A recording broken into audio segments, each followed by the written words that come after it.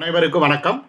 தினம் ஒரு சிந்தனையில் இன்னைக்கு வெற்றியா தோல்வியா என்பதை விட போட்டியாளரா பார்வையாளரா என்பதே முக்கியம்.